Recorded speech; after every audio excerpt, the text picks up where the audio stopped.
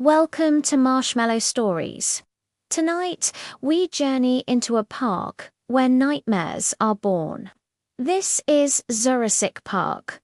The night the gates fell. The storm came without warning. One moment, Zurasik Park stood silent under the soft moonlight. The massive steel fences hummed with contained power, floodlights cast long, sterile shadows, and behind reinforced glass, the ancient giants slept. The next moment, everything went dark. A brilliant fork of lightning tore through the sky, striking the central tower with a deafening crack. The power died instantly.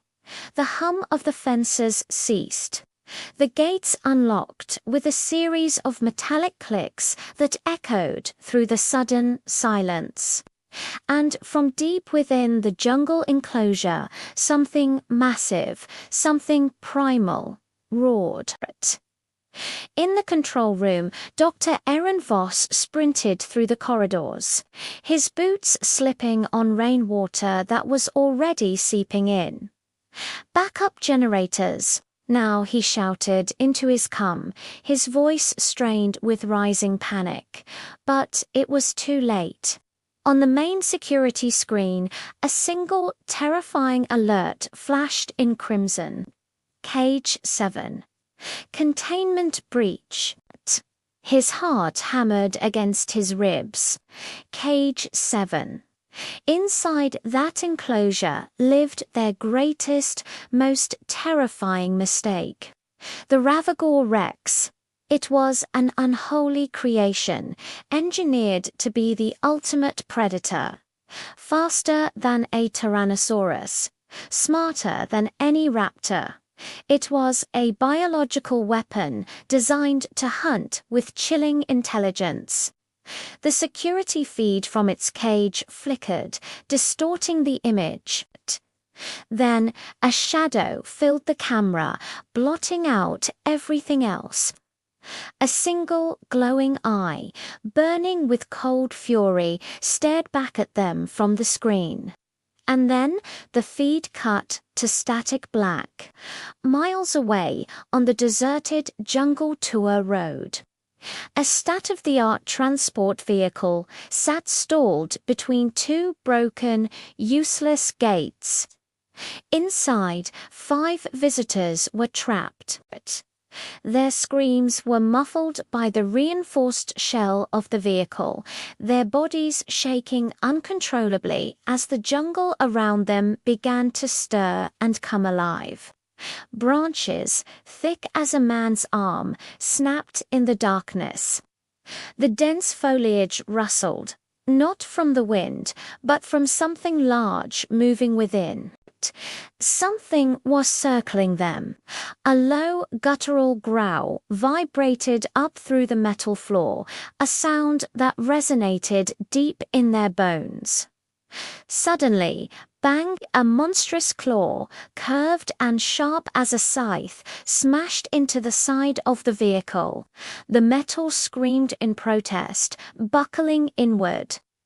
A second hit, even more powerful, shattered one of the armored windows.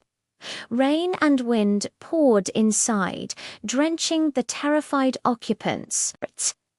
In the next instant, a lithe, muscular form leapt onto the roof. A raptor.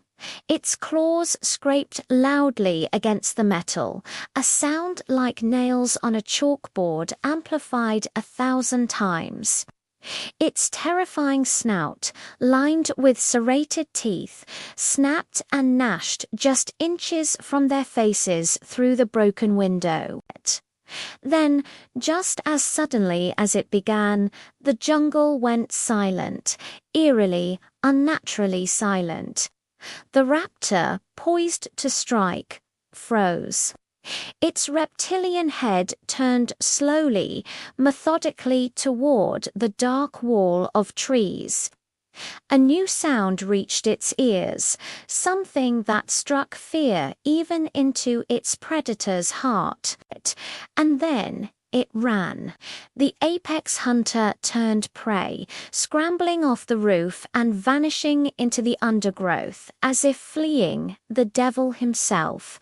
And then the true monster revealed itself. The Ravagore Rex emerged from the tree line.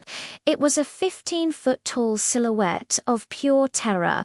Its scales were the color of jet-black obsidian, glistening in the sporadic flashes of lightning. Its eyes, scarred and ancient, burned with a hellish, intelligent light.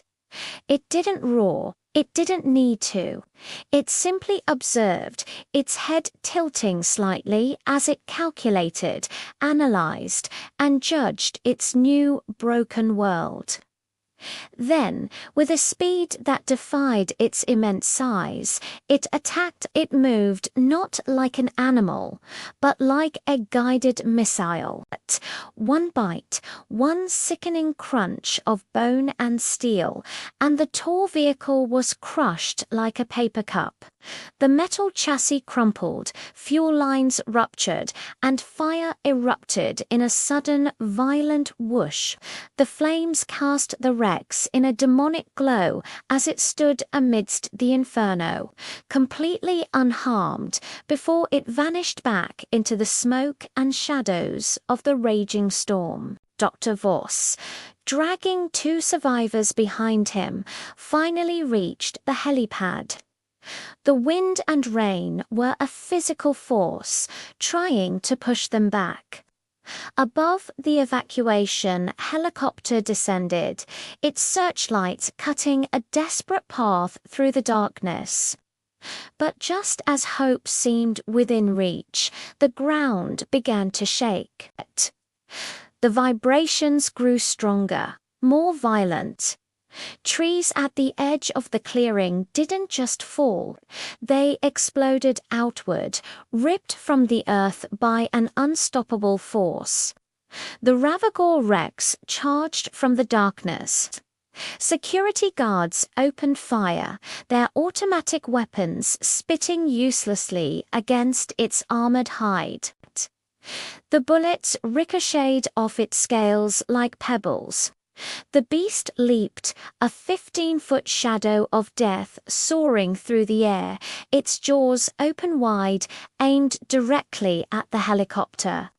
At the very last second, with his thumb trembling, Voss slammed the button on the emergency beacon he clutched in his hand. A piercing high-frequency signal, a sound beyond human hearing, screamed through the air. The signal was linked to a neural implant buried deep in the creature's skull, a last resort failsafe. The Rex mid-air faltered. It stumbled, disoriented, roaring in pure agony and rage. It crashed to the ground, its momentum carrying it forward, until it tumbled headfirst into the deep, open containment pit it had just escaped. With a deafening clang, the emergency gates slammed shut, sealing the monster once more in its concrete tomb.